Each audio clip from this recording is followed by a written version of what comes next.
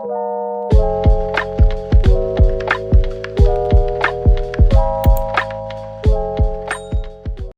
guys! My name is Jane and welcome to my YouTube channel. So for today's video is i-share ko sa inyo yung mga ways na sa tingin ko is nakatulong sa akin kung paano ako nabuntis agad. So, bakit ko nga ba siya i-share? Kasi meron po akong PCOS and clinically diagnosed po ako for almost 2 years na may PCOS po ako, both ovaries ko po. And yung symptoms po sa akin is, yung period ko po is minsan delay, tapos nagkakaroon po ako ng mga pimples, then yung hormonal imbalance ko, nakaka-affect siya sa emotion ko. So, yung mga i-share ko po sa inyo is all natural ways na sa tingin ko is nakatulong sa akin. And wala po akong ininom na kahit anong supplement. So, kung interested po kayo sa topic na ito, please keep on watching. So, first of all, yung goal ko lang po nung una is maging physically fit po ako and ma-achieve ko yung normal body weight ko. And then, pinag-pray ko talaga siya kay Lord. Sabi ko, Lord, sana help mo ako na ma-achieve yung goal ko sa katawan ko, na maging healthy ako and gumaling din ako sa PCOS ko. So, yun talaga yung unang-unang step na ginawa ko. Is prayers and faith din talaga kay Lord. And then yung number 2 na ginawa ko is nag-research ako ng bonggang-bongga and nag-set ako ng goals. Alam naman natin kapag may PCOS ka, hindi ka basta-basta dapat nagwo-workout na hindi compatible sa'yo. So sa akin, hindi compatible sa akin yung pure cardio kasi parang nahihilo ko tapos mabilis ako mapagod. Sa pagre-research ko, nag-set din ako ng goals na ginawa ko is 3 to 4 times a week. Nagpupunta ako sa gym and then pag hindi ako nag-gym, nagbabike ako or nagwo-walking. Tapos, ano pa ba yung ginagawa ko? Ayun nga, hindi ako nagja-jogging kasi pag nagja-jogging ako, nahihilo ko. So, may time na nagsusuka ako. Tsaka natatakot ako kasi baka mahilo ko tapos wala akong kasama. So, third is self-control or self-discipline. So, nung before kasi ako mag-commit sa sarili ko na mag-workout na ako para ma-achieve ko yung body weight goal ko, mahilig ako sa milk tea at saka sa soft drink. So, kinomit ko din yun sa sarili ko na hindi muna ako kakain ng mga sweets or iinom ng mga sweets. 1 month ko yung ginawa. Hindi ako uminom ng kahit anong soft drinks at saka ng mga milk tea. So, pure water lang yung iniinom ko.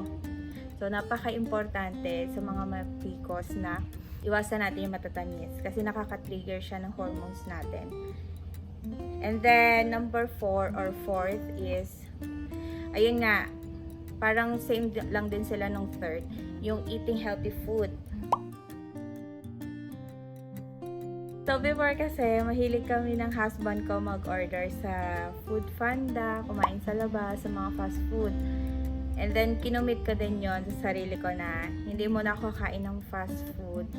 Then, yung gagastusin ko sana sa pagkain sa mga fast food is ipang-e-entrance ko na lang siya sa gym or pangbibili ko na lang siya ng mga healthy foods. So, alam naman natin na yung mga healthy foods, medyo pricey siya. Kaya yung gagastusin ko sana sa fast food, noon ko na lang siya ilalaan sa mas mabuting bagay.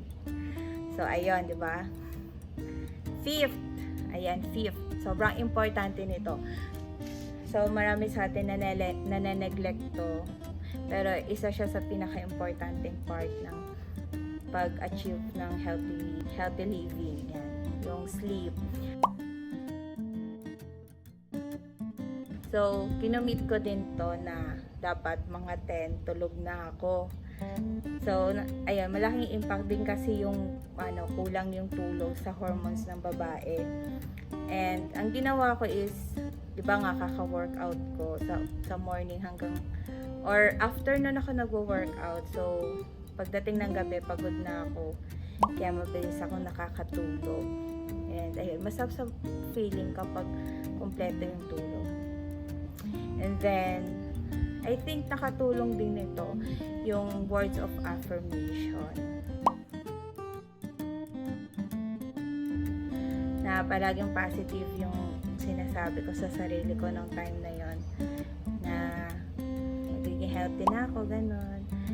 Tapos, nung time kasi na to, yung nag-workout ako, pag may nakikita ko na pregnant woman, parang natutuwa ako sa kanila, tapos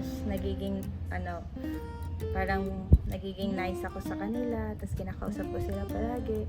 Minsan, nag-gift din ako. Yan. So, I think nakatulong din siya na yung words of affirmation na palagi natin binabanggit, yung wants natin, na gusto ko na din mabuntis in God's perfect time, yung mga ganon. So, ayun lang guys. So, yung 6 na yon, I think, yung iba sa atin na neglect siyang gawin. Parang simple lang siyang gawin, pero sa totoo lang mahirap siya. And yun nga, yung pinaka nakatulong sa akin is yung faith ko kay Lord. Yung pag-commit ko sa Kanya na sana tulungan niya ako na ma-achieve ko yung goal ko. And hindi ko naman akalain or hindi namin akalain ng husband ko na hindi pala fit na katawan yung ma-achieve ko, kundi ayun, mabilis akong nabuntis in a span of 1 month. Ayun, nabuntis agad ako, hindi namin akalain kasi ayun nga, may PCOS ako. Nung una kasi, yung may PCOS ako, akala ko buntis ako kasi 3 months na akong hindi dinadatnan. And then, nung pagka-ultrasound ko, yung pala may mga nakapalibot dun sa ovaries ko. So, ayun. Ano pa? Sasabihin po ba ako? Hinahapo kasi ako kasi nga 6 months pregnant na ako. Water muna. So, ayun guys. Kung may na-miss pala ako ng mga kung ano-ano na bagay. And kung may question ako, mag-comment lang kayo sa baba. And sobrang open ko sa mga question nyo. And naiintindihan ko yung feeling or yung sitwasyon ng mga babae may PCOS. Lalo-lalo na sa mga emotion natin. Sobrang hirap. Lalo na kapag tumataba ka, tapos konti lang naman yung pag kinakain mo, ganun. So, hirap talaga pag may PCOS. And hugs. Hugs sa inyo mga sis. So, ma-achieve din natin yung goals na yan. It's either kung gusto nyo maging fit or maging pregnant. So, ayun. Maging faithful lang tayo kay Lord. Kasi, si Lord, naman siya. Hindi naman siya nalilate or hindi siya early sa mga prayers natin. So, lagi siyang sakto. Hindi man natin siya maintindihan ngayon. Pero, in the meantime, maintindihan din natin yung gustong iparating sa atin ng Lord. So, ayun guys. Number 1 is faith and commitment. So, ayun lang guys. Sana nakatulong sa inyo tong vlog na to. And sana na-inspire kayo na maging fit or i-pursue yung pagiging fit. And ayun nga, sana mabuntis na rin kayo. And sending baby dust to all of women na gusto na mabuntis. Ayun. Bye-bye!